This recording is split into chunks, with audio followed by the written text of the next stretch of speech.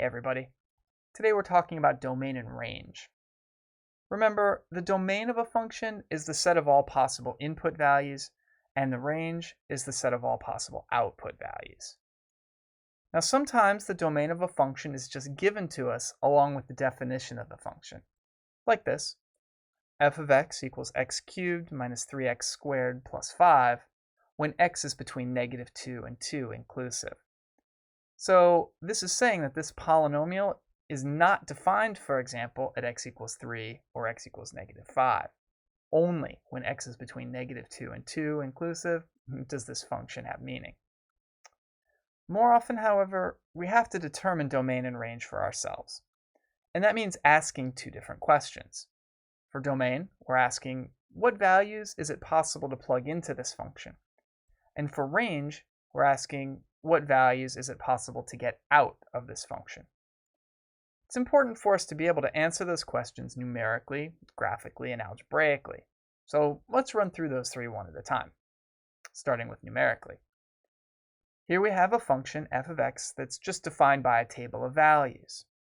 For example, f of 1 is 5, f of 2 is 2, and so on. The domain is all the x values, all the possible inputs. So the set 1, 2, 4, 6, 8, and 9. While the range is the set of all possible outputs, 2, 3, 5, and 9. Notice that 2 is an output 3 times when x is 2, 6, and 8. But I've only written it in the range once. We don't need to repeat values in that set. Now let's talk about domain and range graphically. Here's a function, y equals f of x, and we'd like to find the domain and range. Now, the domain is the set of all possible x values, all the x values that have a corresponding y value. So we're going to imagine walking along the x-axis here, say from left to right, looking up and down as we go.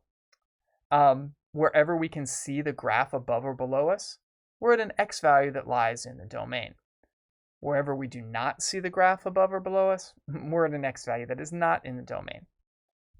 In this case, as I walk from left to right, I begin seeing the graph when I get to x equals -1 and stop seeing it when I get to x equals 3.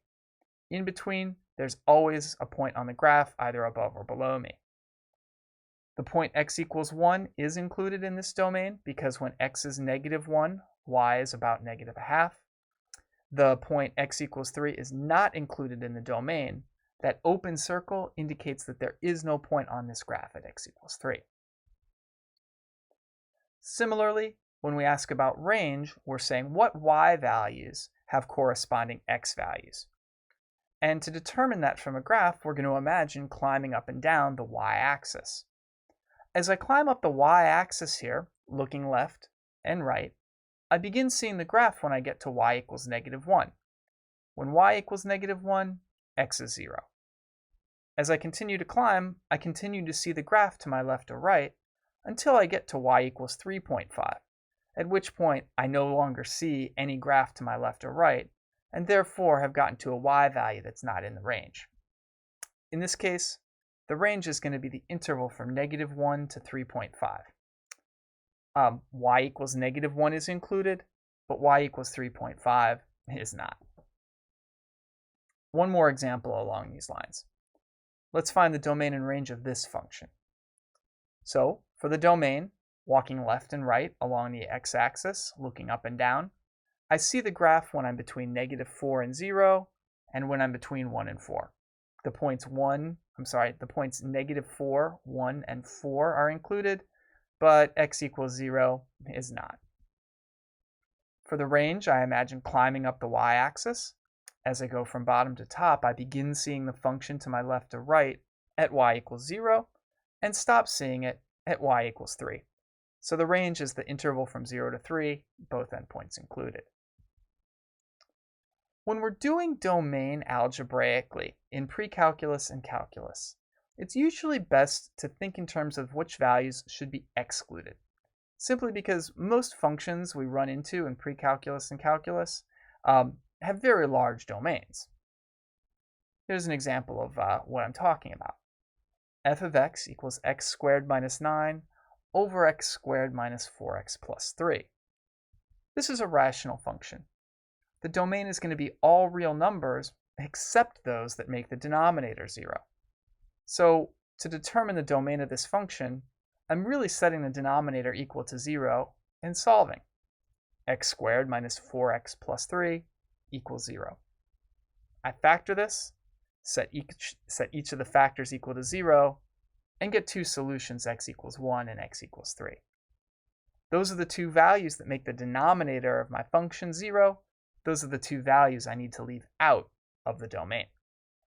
In interval notation, the domain here is negative infinity comma 1, union 1 comma 3, union 3 comma infinity, all open intervals. And this is just a fancy way of saying x not equal to 1 or 3. The next thing to watch out for when you're doing domain in pre-calculus and calculus is that you should not take the square root of a negative number. Square roots and other even roots for that matter can only be applied to non-negative numbers. Here's a simple example. Find the domain of the square root of 3 minus 7x.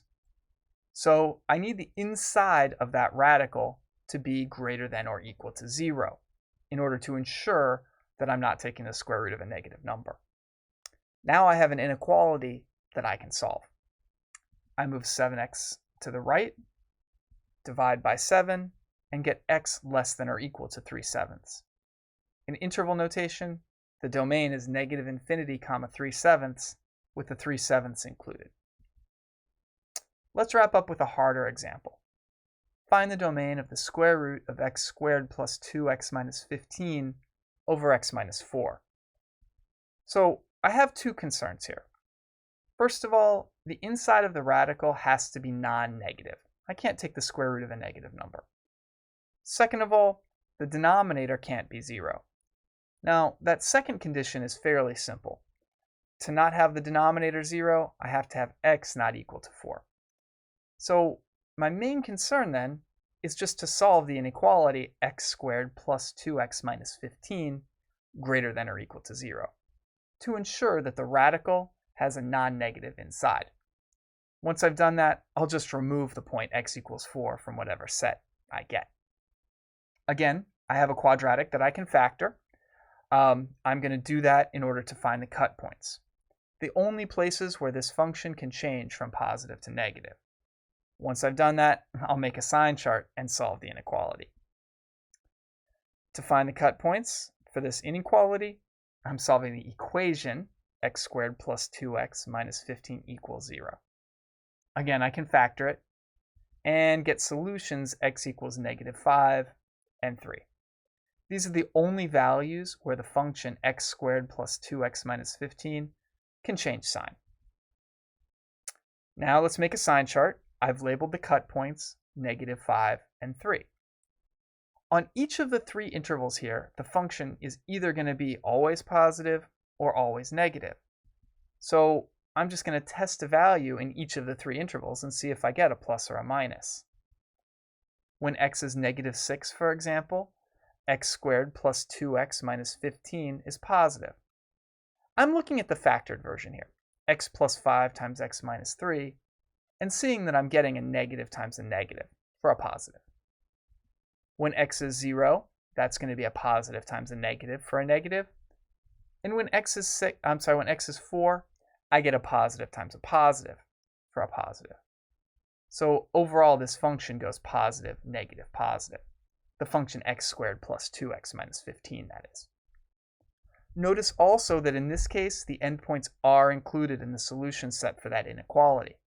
When x is negative 5 or 3, the inequality becomes 0 greater than or equal to 0, which is true.